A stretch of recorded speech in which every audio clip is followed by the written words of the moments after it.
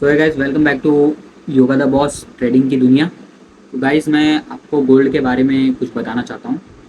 Actually में हुआ क्या है कि गोल्ड मतलब थोड़ा बहुत क्रैश हुआ है।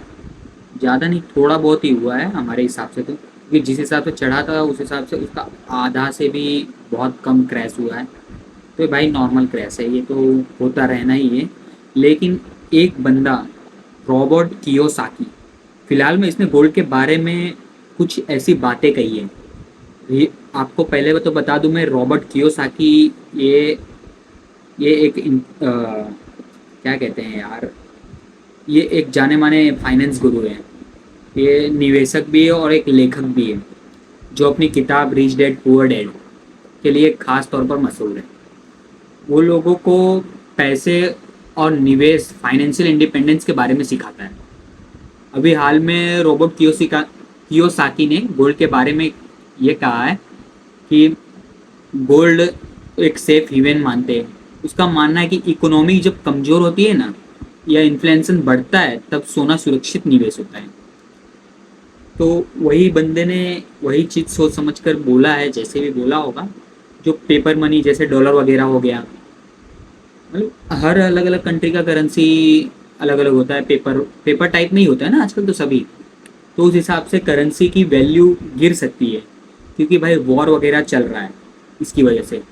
तो इसलिए वो बंदा ऐसा कहना चाह रहा है कि करेंसी की वैल्यू गिर जाएगी, इसलिए रियल असेस्ट, जो रियल संपत्तियाँ होती है, असेट, उसमें इन्वेस्ट करना बेहतर रहेगा उसके लिए। गोल्ड हो गया, चांदी हो गया, अपना सिल्वर, बिटकॉइन में भी निवेश कर सकता है, ऐसा वो कहना चाहता है।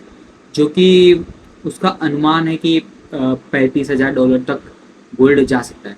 बट मेरे हिसाब से मेरे को नहीं लग रहा है कि उसने ज़्यादा कुछ बोल दिया। 35,000 डॉलर भाई, मानता हूँ कि अभी 4,000 3,000 के बीच में ना वो गोल्ड चल रहा है। तो लगभग 6,000 7,000 तक तो जाना जाना चाहिए, अगर आएगा भी मूव तो भाई उसने बहुत बड़ी बात कह दी है, ऐसा नहीं होना चाहिए। मैं मानता हूँ इकनॉमी अपनी थोड़ी कमज़ोर होने के चांसेस है, लेकिन ऐसा नहीं होता है। तो अपने देखा देखा जाए तो इकोनॉमिक क्रैश की वार्निंग बताई है उसने। तो वो कई बार बोल चुके हैं फ्यूचर में बड़ा फाइनेंशियल क्रैश आ सकता है। लेकिन ऐसे समय में गोल्ड की कीमत तो बढ़ेगी ही, पर कभी मतलब होता है ना कि इकोनॉमिक थोड़ी कमज़ोर होती है तो फिर गोल्ड भी थोड़ी बहुत गिरने लग जाती है। तो गोल्ड की कीमत बढ़ने का प्रेडिक्शन जो कियोसाकी ने कहा है कि आने वाले समय में गोल्ड ऊंचाइयां छू सकती है, ऐसा ऐसा बोला है बंदे ने।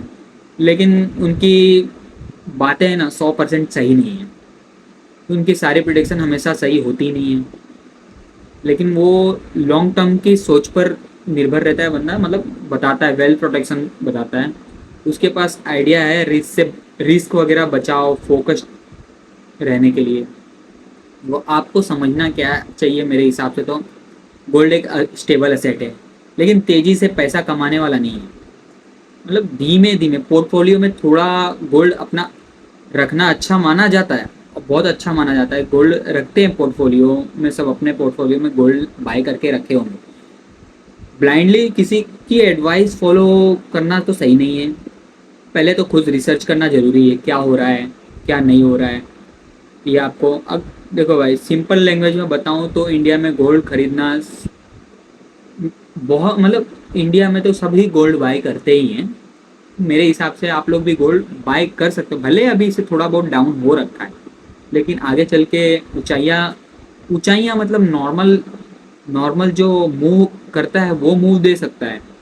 बाकी अभी तो फिलहाल में बाय करने का टाइम है, लेकिन थोड़ा और मतलब डाउन हो जाएगा मेरे हिसाब से गोल्ड। वही मैं बताना चाहता हूँ।